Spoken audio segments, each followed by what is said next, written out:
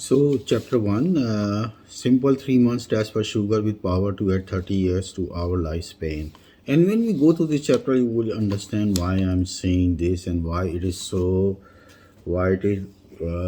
true. And before, so So when back in 1980, when we were going to medical school, this test was not available, and only way to do is was have you come to our clinic or hospital, fast you, overnight fast, then take a blood sample, give you glucose, take another blood sample, half an hour, 1 hour, 2 hours, and check the blood sugar level. You know how challenging this test was. There were no phones or anything in those days, and there were no way to, like, people will come to your home like they do it today. So things were very difficult in those days, impossible, and this test was not available. And by the time we diagnosed diabetes, boy, it was 5 to 6. You already have diabetes for 6 to 7 years. And with all the associated complications. They start the day our blood sugar remains high.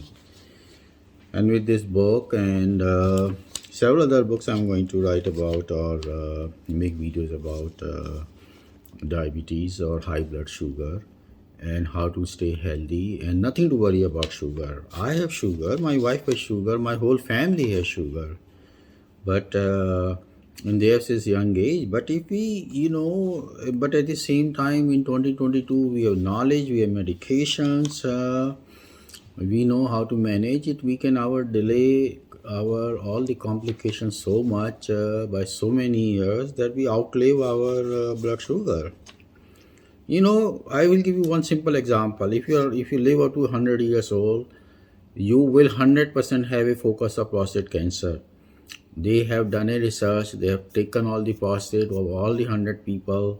All the people who have lived up to 100 years. They did their section and looked at the prostate.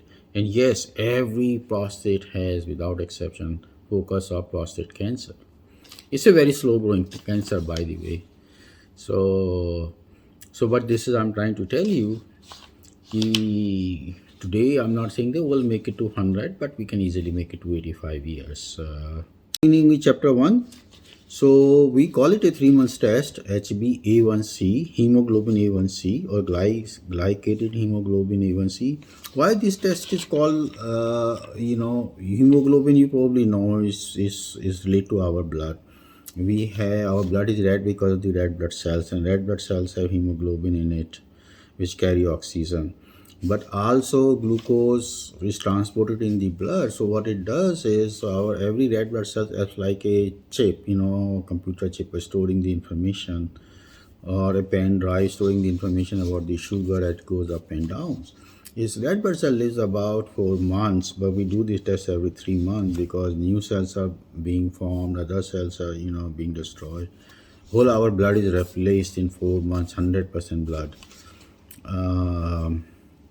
And one drop of blood, you have millions of blood cells in it.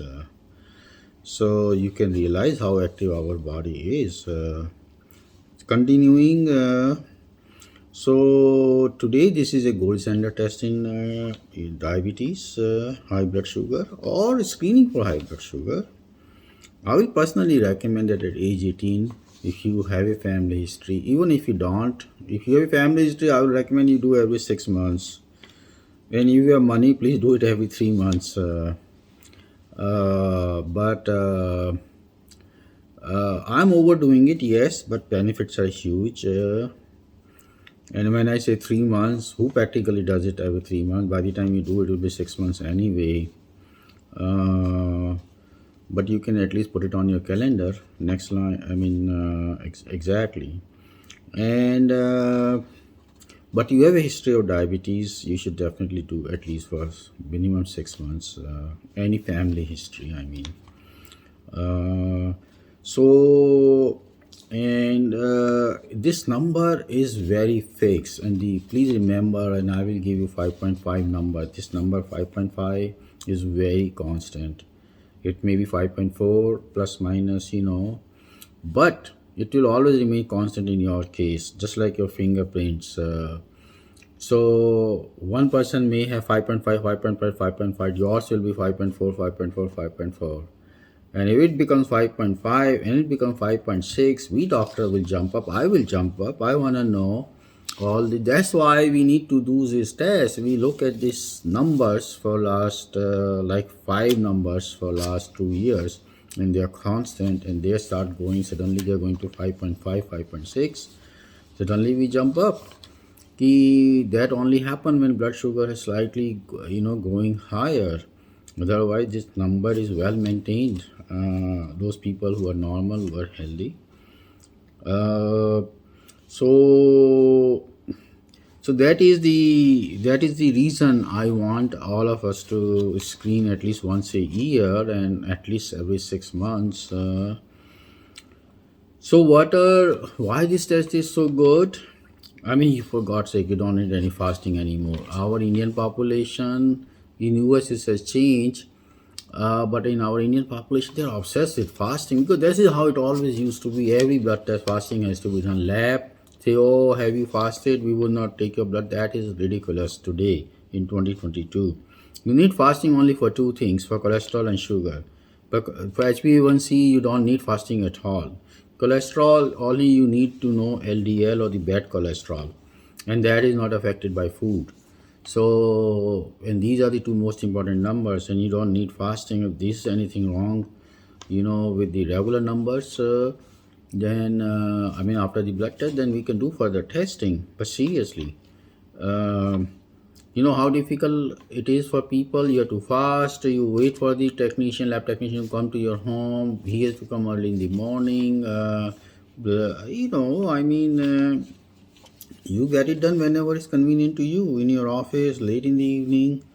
Don't have to worry about it. Second thing is a very stable test. Second thing is very accurate.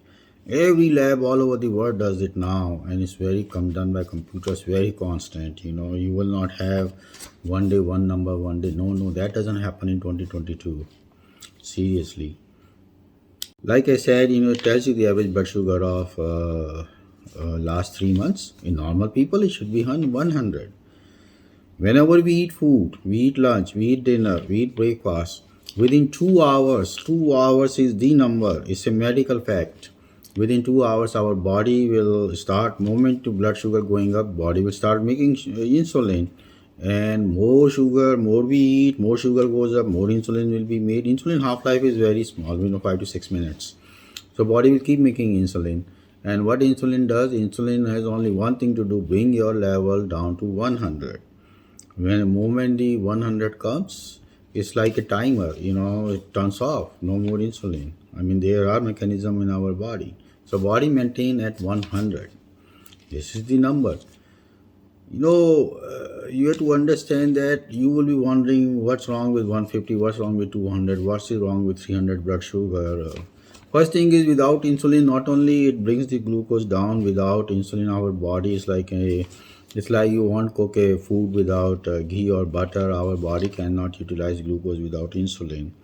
So that is also a very important role of insulin. Second thing is, uh, uh, high blood sugar. You have to understand that.